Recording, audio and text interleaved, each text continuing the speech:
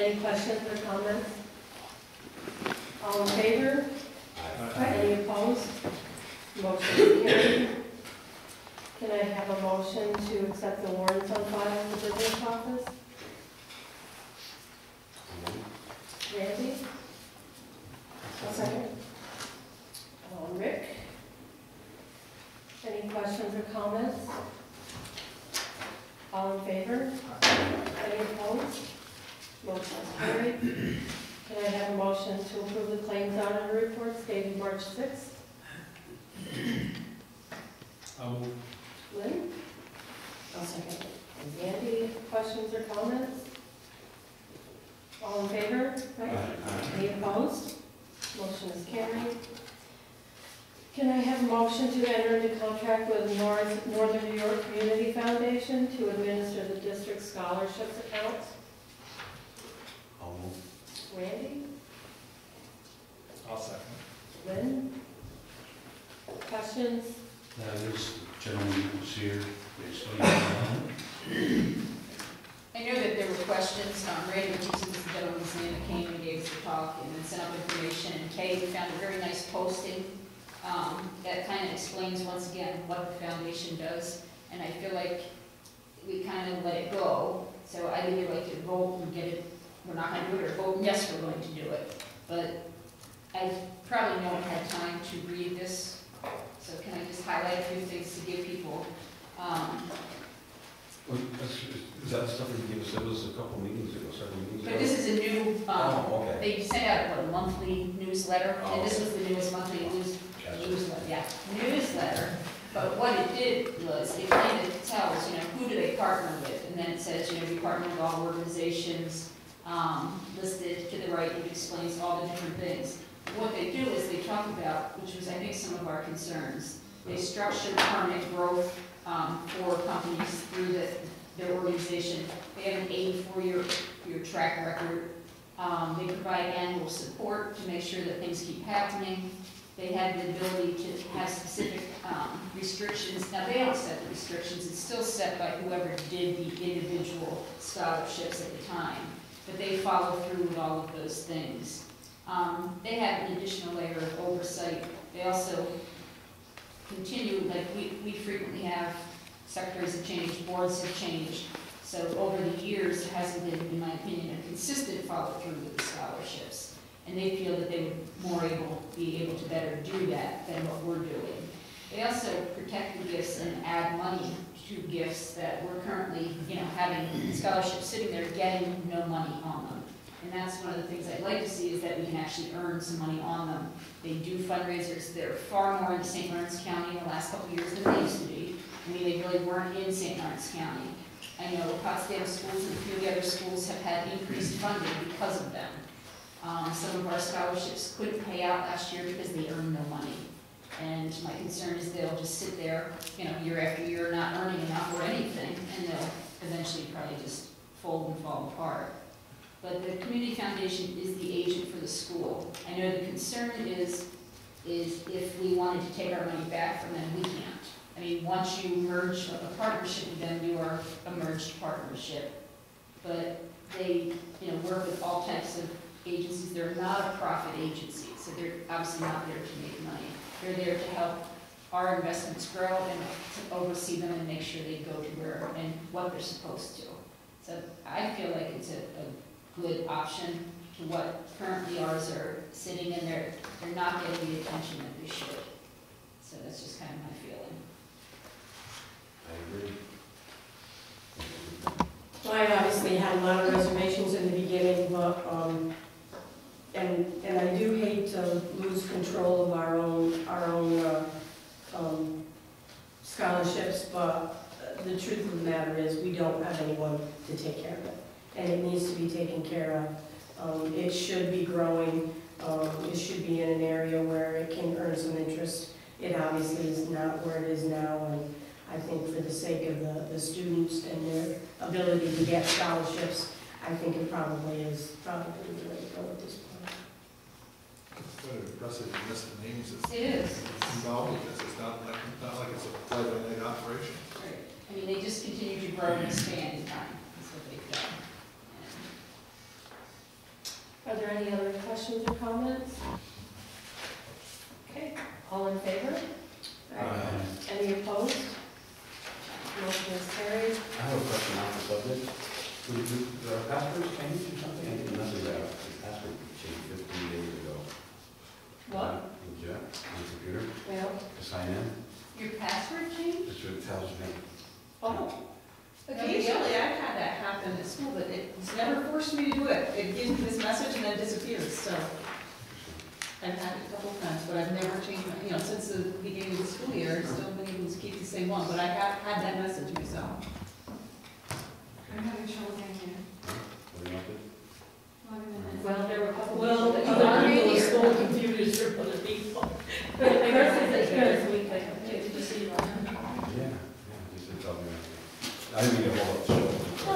No, it's been, That's all right, you guys have any.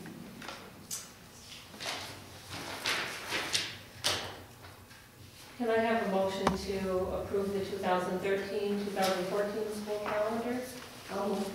Mandy? I'll second that. Rick? We want to wait till Randy can see that? I'm good, thank you. Okay. Are there any questions about the calendar? All in favor? Any opposed? Motion is carried. I guess school lunch prices. I kind of, if you want to know why they're on there. Okay, I put them on there, there was a study done, so I said, let's share with you what they are. Last year, we did put our prices up 10 cents for meals. And if you look comparatively, we're still very low in pricing. We still continue to run in the red. It is something that I'm going to ask the board if they want to consider raising again, even if we go 5 cents this year, and then every other year do it a little bit more till we get up to a more common area where people are. And I know that we've been hesitant in the past to do that, to be perfectly honest, to raise, and I think we went several years without any raises for the lunch fund. But it is an area that the costs continue to go up, but we have not continued to meet the need. I don't think it's out of line, because got Brush and Elmira here, and that's similar in size, and they're more. There's another one, I can't remember if they, Herman McGill, for instance, so. That's, you see a variety there, but like I said, I think many years we went with no increase. But our cafeteria program is in the red frequently. Yearly, annually. That isn't always a good idea to go every year and not have a raise, because it puts you behind, and then when you have to catch up when you're in the hole, it's a really shock. So you're. I'm not asking for right now, I just wanted you to be aware to look at the study that was done. We will, once we get budget again, talk about the lunch price. Are the portions any larger for staff than they are for students? No? Same portion. It's, if it's 4 tater tots, it's 4 tater tots. But That seems a little strange. I mean, you're talking staff, you're charging more. You'd think you'd give them a bigger portion. The portion that the staff gets is the same that a high school student gets. And the reason they're charging more is because we're not subsidized. Yeah. And that's federal regulations, you can't have bigger portion sizes.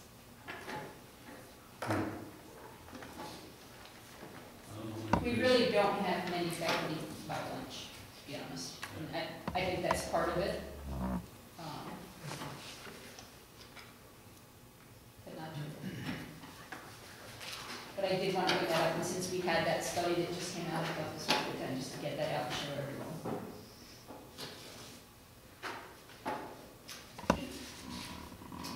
We want to do the draft budget, or are you going to do that when it's your principal? Either's fine. Go ahead. Is it time to play bingo? Okay. Want to play bingo first? Sure. Well, what? If you would About their bingo. take one and pass one along. I'll give you, I'll share out some elementary good news first, and then we'll play bingo. So, Youth Art Month, which was highlighted last time, and it's kicked off in full gear. It's been organized by our elementary art teacher, Jennifer, and students and staff. Last week wore primary colors on Monday, secondary colors on Tuesday, complementary colors on Wednesday, warm or cool colors on Thursday, and mixed patterns on Friday. So it was essentially an elementary spirit week, but the concept of color is taught beginning in kindergarten. Kindergartners learn primary and secondary colors. Second graders learn complementary colors. And no one on this side can answer, but does anyone know how you determine what the complementary colors are on the color wheel?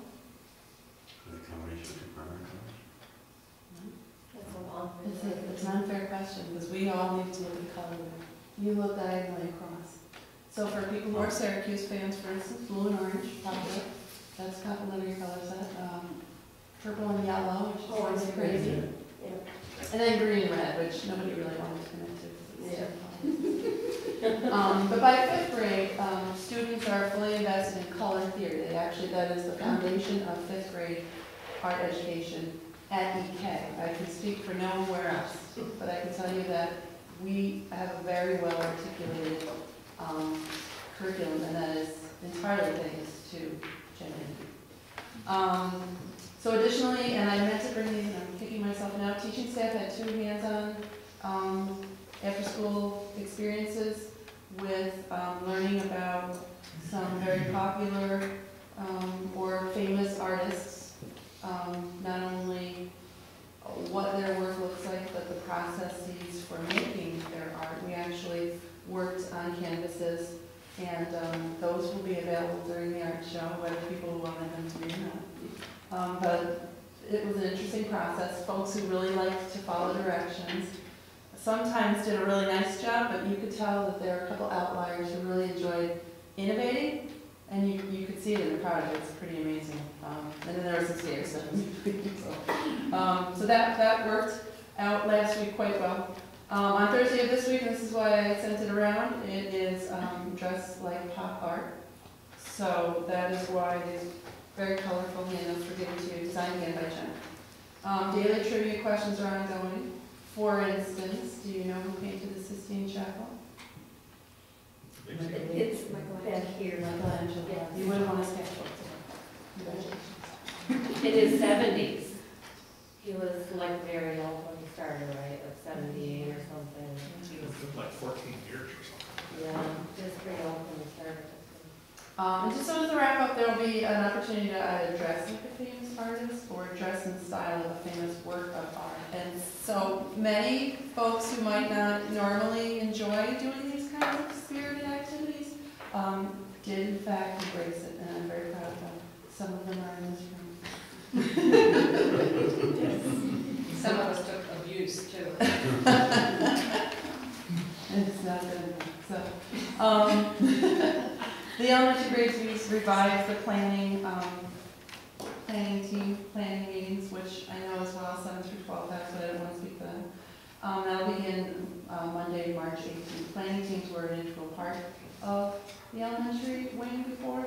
And they will be revived, and they will represent a grade level or a related service or special education. And it's meant to try proactively to streamline processes and face head-on really some small concerns that have had to rise up to labor management because we haven't had a middle meeting space. So I'm looking forward to that. I also wanted to let you know, this isn't very exciting or sexy, but our BOCES math coach, her name is Kate Cruikshank, she will be beginning on Monday busily inventorying where our mathematics, our grade level mathematics are relative to the state scope and sequence. We're about to hit a newly aligned assessment, and we are bound to face gaps. The kids face gaps coming in because the whole curriculum has been realigned. But what we want to make sure of is that when, as much as can be covered before the assessment is, there's full acknowledgement that we will not make it, nor will many schools statewide make it. But it will help in terms of what our staff needs to teach after the assessment, and to a certain extent what staff will need to teach next year before they go into grade level mathematics. So the gap gets smaller, but it's at least 2-year process to close that gap, and it's a natural, unavoidable gap. Just can't be. Short of, doubling school time, but I don't think we can do that.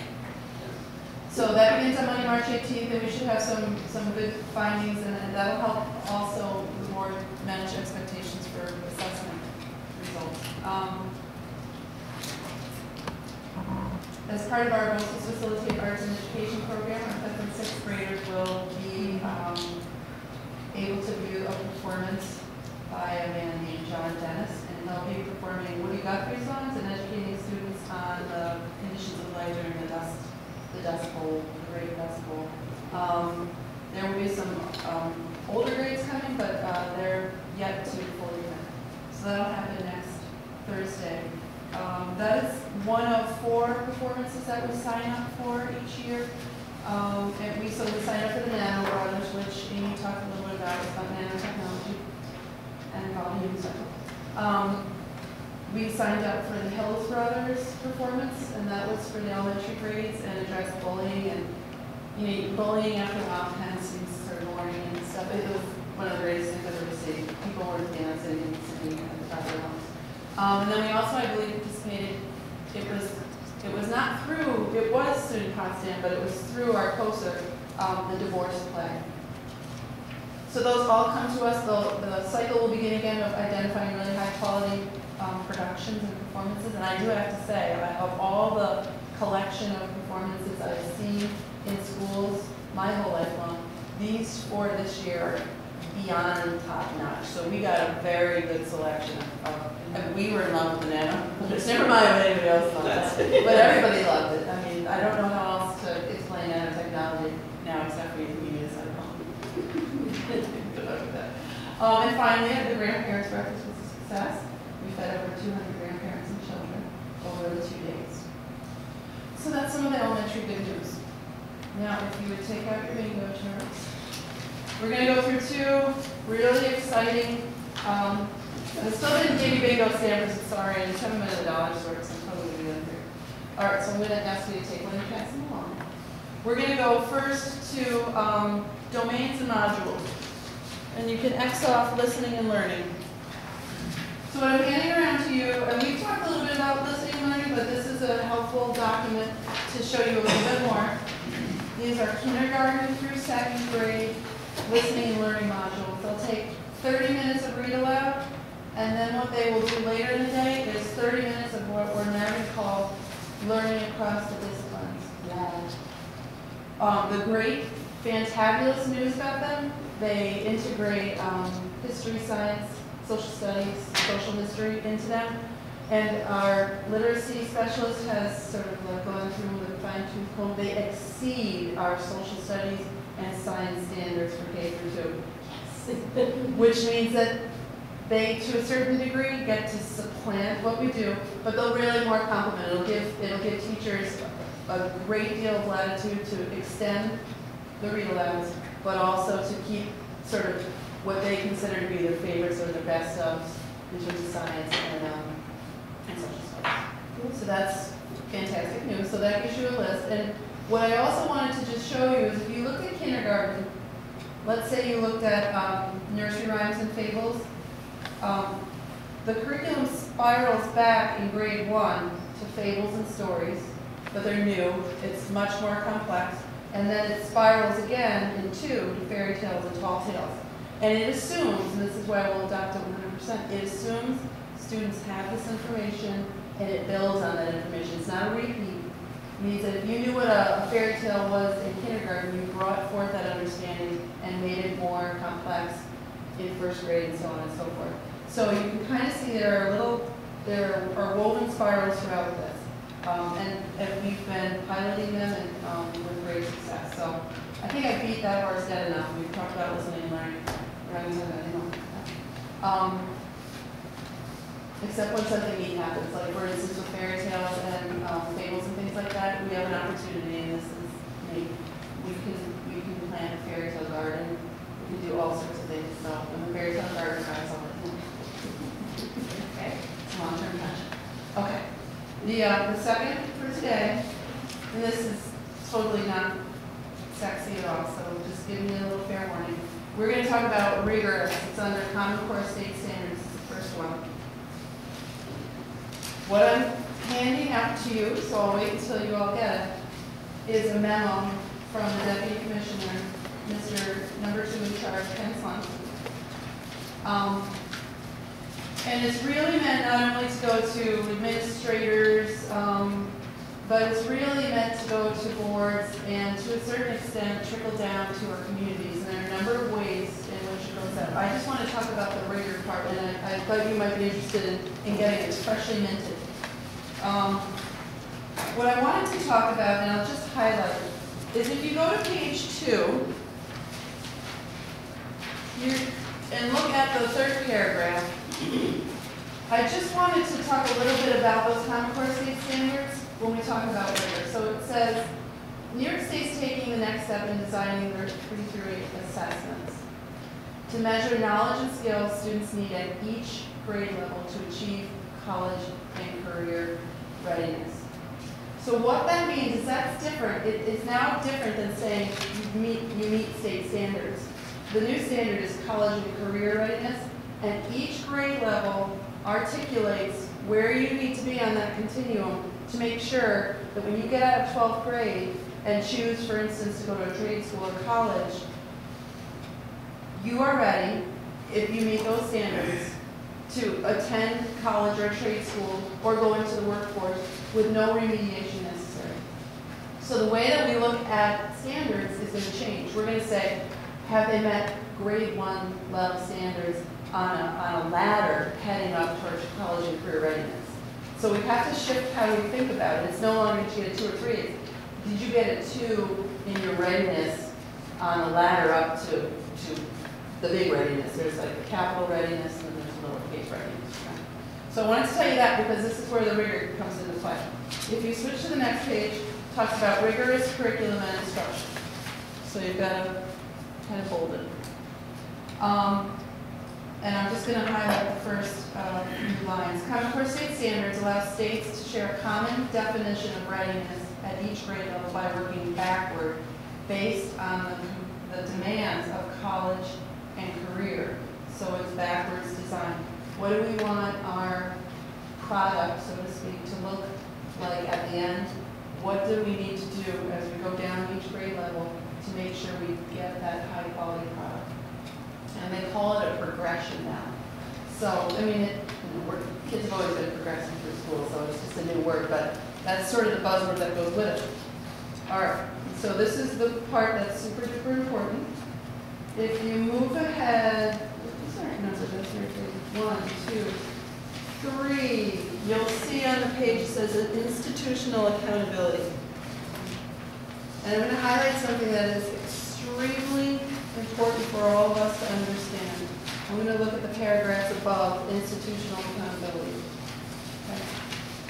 So, and it's in bold because it really wants us to pay close attention to it. New York State, for the first time, will be reporting students' grade level expectations against a trajectory of college and career readiness as measured by tests. And as a result, the number of students who score at or above grade level expectations will likely decrease. Now that doesn't sound very nice because we're struggling to get ourselves up in the ranks already. But as a state, and as it puts in here, for instance, Kentucky, which adopted the Race to the Top initiative, was the first standards a year earlier, they're getting lower scores at first. Because the nature of the assessments and the way in which we need to keep pushing students toward their levels, we're going to be behind on that curve for a little while, but so too is any other state that adopted the state standards. And so in that last paragraph, right underneath it, it says, as such, the number of students meeting or exceeding Common Core grade level expectations should not necessarily be interpreted as a decline in student learning. So in other words, our kids aren't getting, dumber or losing their skill sets at all. And it should not be considered as a decline in educator performance. We're going to see lower state scores we're going to see lower state scores. Good news. Everyone throughout New York State and any state that has adopted Common Core state standards are going to see lower scores. What we have to do is use the findings from those assessments to figure out what do we do well and what do we need to continue to improve upon. But we're talking rigor, and that's why I brought up rigorous. You know, it's not, think about your own kindergarten report card. I got smiley faces along the way, for instance. Kindergarten now has students writing 4 sentences in one 15-minute sitting, which I actually witnessed today. So part of it is us accepting the capacity of what children can do. Part of it is understanding what it means to be rigorous. It doesn't mean cracking a whip and not letting anyone have recess anymore at all. It just means and part of it is having the patience to know that that change is massive and will not necessarily be reflected in our first few years. But as one final sort of like light of hope, a grade level, which will not be mentioned, did do, they did a practice assessment question, and it was pairing 2 passages, and they had to create a claim and then support it with textual evidence. And they had to be pretty masterful in kind of getting that textual evidence in there. And that was a field test, and that was done in the fall. And the results were hideous, which is not surprising. No, they were. I read through all of them, and it's really glum. And that grade levels teachers put their noses to the grindstone and asked the question of what are the skills that our students need to be able to do, and what do they need to know before this hits them again. And so I just got a high, medium, low set of samples from the second go-around where students did it independently, and I'm talking like 500% change. And that is the result of saying, oh, okay, this is what's being asked at this grade level, okay, we can do that. And the difference is startling, and later I could try to show you a sample, and that marked growth was pretty awe-inspiring. So, but all of that said, we don't have a 100% alignment across. We don't entirely know what those assessment questions are going to look like. So the assessment scores are still going to be low. They're going to be low, and it's not a reflection that our students aren't learning, and it's not a reflection that our teachers aren't teaching. But without any sense of what those assessments are going to look like, we'll be part of a larger state experience. So don't lose hope. You know, that one example is the example of what our teachers and our students are very capable of doing. So, sorry, that was a downer. I should start with that one first. The kids that are pre-K, now there are a certain percentage, I don't know what that is, that come to school not prepared or needing special services or whatever. So what's going to happen now with this? Is there going to be a greater percentage of kids that? No, there are new pre-K articulated Common Core state standards, which is a little weird because it's not a compulsory grade level. But knowing that most places have it, and then knowing that President Obama was, putting forth the whole pre-K thing, I think that was one of the political influences to have it there. But it goes back to that listening and learning. All of those, for instance, by the time the kids are in third or second grade, they are doing Greek myths and they're doing ancient Greek civilization. In 6th grade, there is actually more ancient Greek civilization. Like for instance, students next year are going to read Percy Jackson and the Lightning Thief. And it'll come as no surprise that there'll probably be a paired passage of that sort on the 6th grade assessment. So it builds all the way up. It's not hit or miss anymore. But not it even should all become our a quick- kids go to pre-K. You know what I'm saying? That's- So what's going to happen to those kids? Well, we'll get normed and used to new standards of what it means to be ready for kindergarten, basically. So we may have larger numbers of students coming into kindergarten who do not have the prerequisite skills. So, it would be interesting and probably useful to look at what those percentages are now and see if it really changes. So So it's more fact and less perception, you know, like, we might feel like they might not come in, but it might be the same exact number. Do they still allow them to be kids? Oh, I yeah, mean, it sounds yeah. like you're pushing this stuff. No, And do they teach United States history as well as Greek and all that stuff? yeah, they start Because with colonial towns in kindergarten, they start with colonial towns in kindergarten. Right. And then they do, early American civilization, and then, they do fighting for a cause in first grade, and immigration, so they combine it. Mhm. I have a small handful of questions. How, is this isn't the first year we've done this, so this is the first year we've done this. It seems like, were you preparing ourselves prior to this, or? Mhm. With whatever documents were available. to us. Okay, And that's part of it too, things come out trickle, Yeah. and then everybody knee jerks and shoves training truly down staff's throat to try to get them to do it. And we started the year, starting with Common Core, but So it seems not like- at every level, it was not available. It seems like I remember some of the curriculum for my son from previous years, so, okay, so you didn't. Is it a different, are we teaching a different set of skills, a different set of learnings, or is it a different method of teaching, or We're both? teaching a different set of skills. Okay, It's so no longer like, how does this story relate to you personally? And the best anecdote I can tell you about that is when the Common Core guy for English language arts came and spoke at a statewide level, he said, you know, we go to college or we go into the workforce, and part of my language, nobody gives a shit about your personal life or what you did last Saturday. It's all about, is that information somewhere available to you? Can you use it fluently? Do you know what to do with information? Do you know how to manipulate your words, create opinions, create arguments? And that always made me laugh, but we did, as public education, we swung there. I kind of remember going through, like with an 11th grade class, there's lots of different literary theories on how students interact with text. So, you know, so one was to make personal connections. And it's not that anymore. It is back to, if it's there, it's in the text. And if you have background knowledge, it's because we provided it to you. We don't rely on anybody at home anymore in public education. We say, we'll provide it to you, and then we will draw upon it. We will draw it out of you for years to come, which is actually kind of great, you know. What they're comparing to, rather, with the Common Core, that education, you're digging deeper instead of wider. So they're narrowing the path, but going down a little deeper into knowledge of all areas within that path. And, I mean, we've seen, and in math especially, you know, what I did in math in 7th and 8th grade is now the 2nd, or 3rd to 4th grade algebra. It's amazing the level of algebra that our young elementary kids are now exposed to.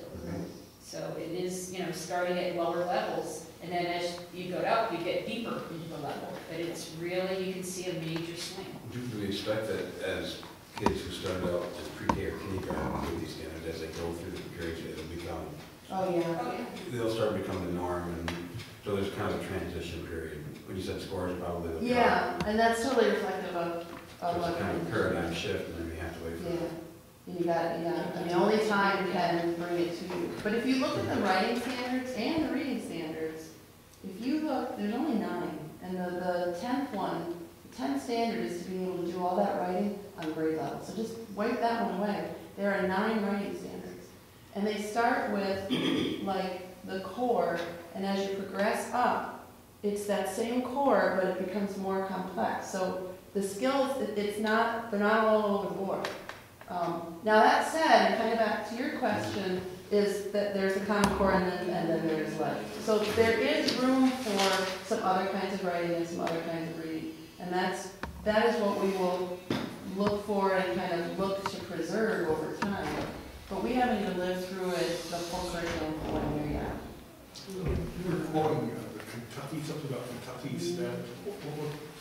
Run that by me again. Sure. It was like, were they exposed to this earlier than? Yeah, each, they were a year earlier. So are So they we seeing adopted any the- results that we think we'll end up in the same place in a year? Well, you know, that's difficult, that's a difficult question to answer. There are still detractors from the Common Core.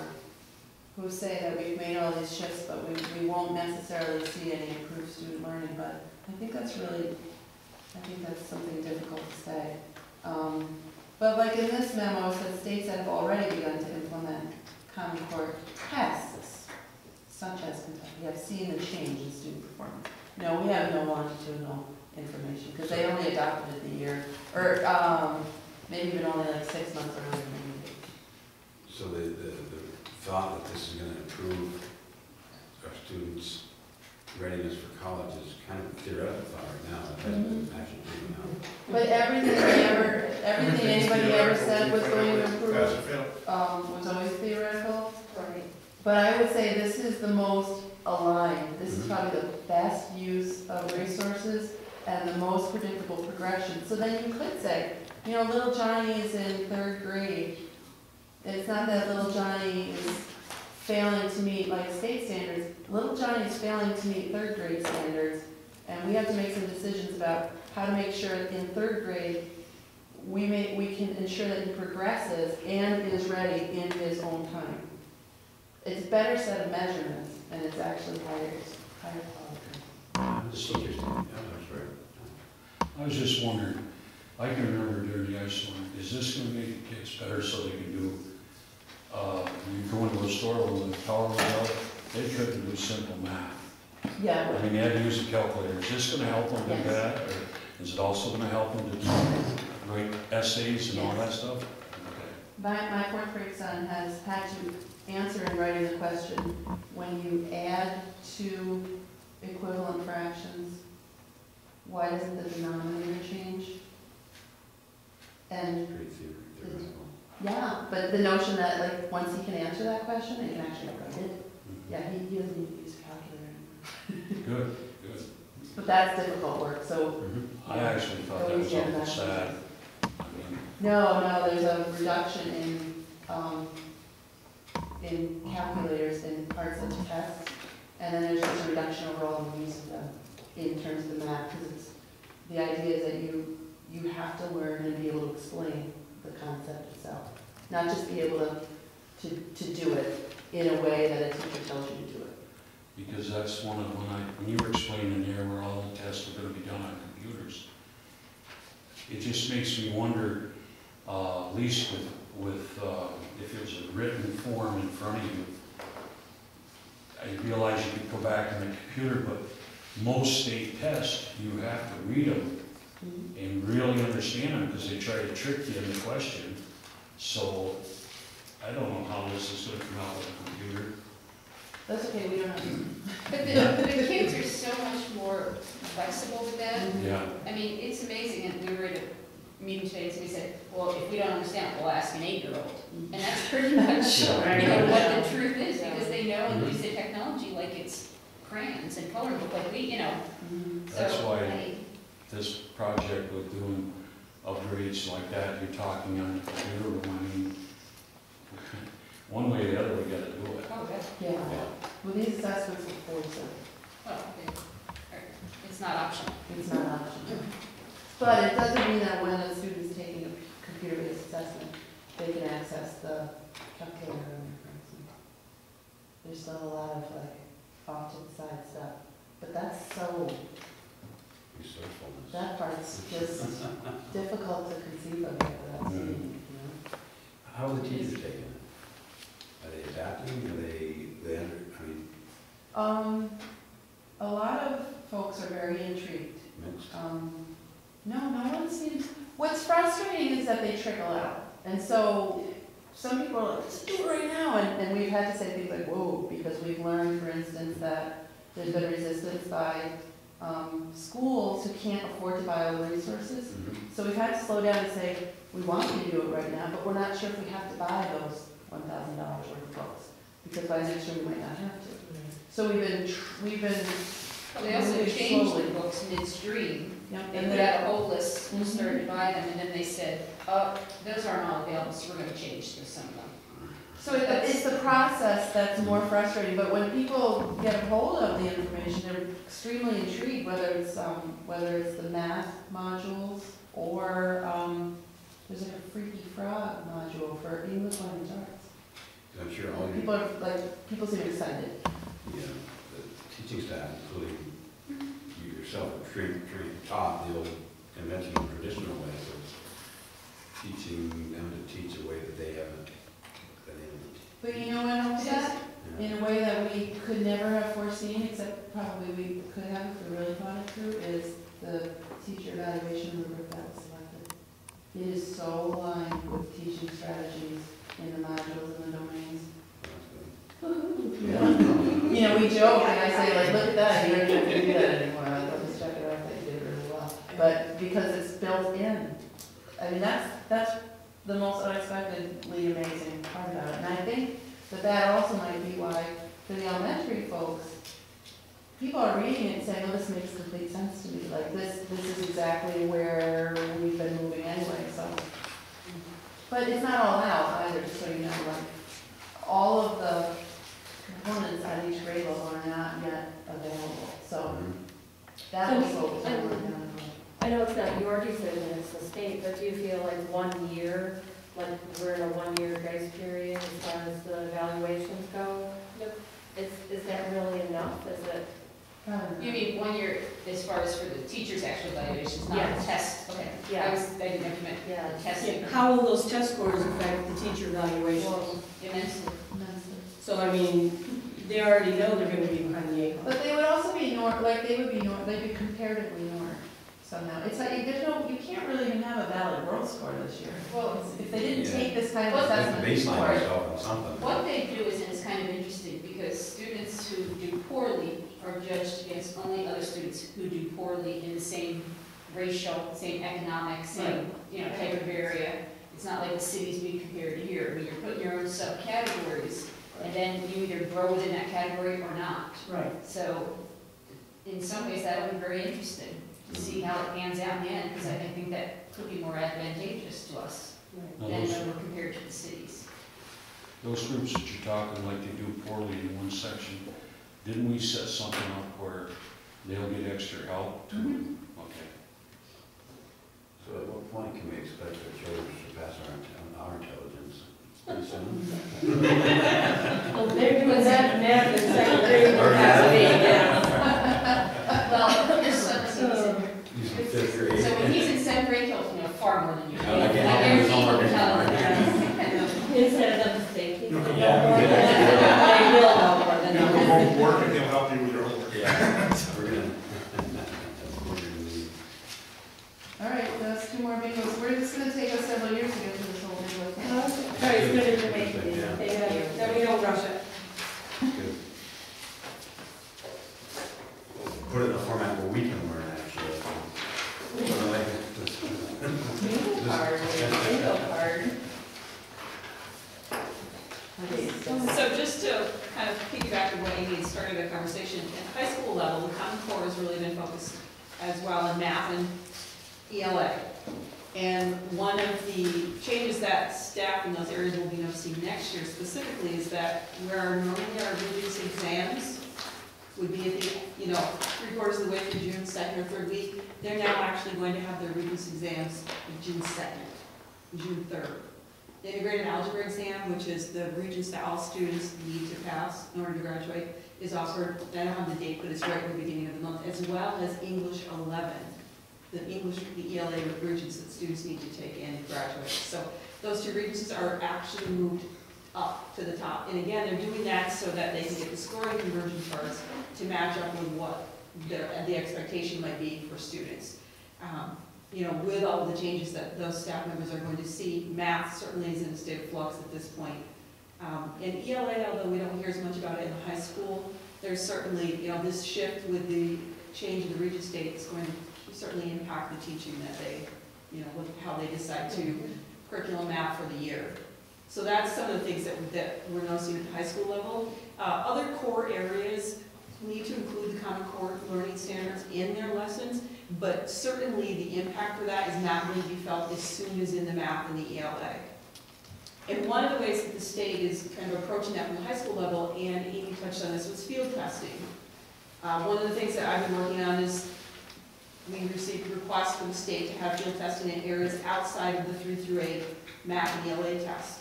Just so you know, math 3 through 8 ELA tests they actually now are placing field testing questions within the test, where before, they would schedule a separate day, and still have in some areas, I think, still do some field testing separately in the fall sometimes. But this time, I want to say last year, I think may have been the first year, where the questions were part of the test, the students did not know which was an actual question that would be counted as part of their score, or an actual field test. We actually received notification from the state that we'll be field testing in integrated algebra and A2T, as well as English 11, which is the first time we've had to field test in English 11, and it's a 2-hour test. These results do not impact our students at all. The students are required to take the test, but they don't impact their grade in the class, and the teacher is then losing that instructional time, or someone else is losing that instructional time because it's taking 2 hours to take the test. So this is a way for the state to kind of survey those questions that are out there to see if it's valid questions for them to utilize in further interregents in the future. So that's one of the things that I've been working on at the high school level that our staff members are trying to, coordinate as well.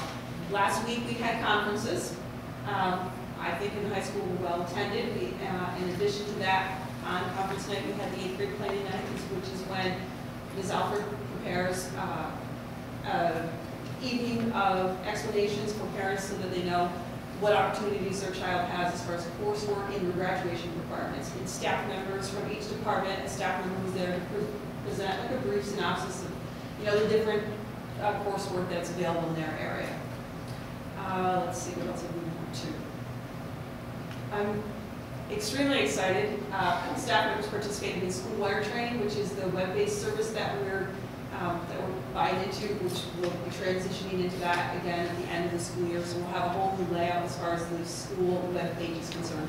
So I'm looking forward to that. We actually in our technology committee meeting decided what layout template we were going to choose.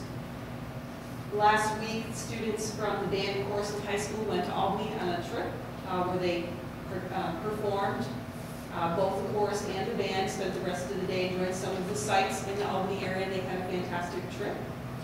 I want to remind you that next Friday and Saturday is the musical here at the school on Friday and Saturday at 7 p.m. And that concludes the high school.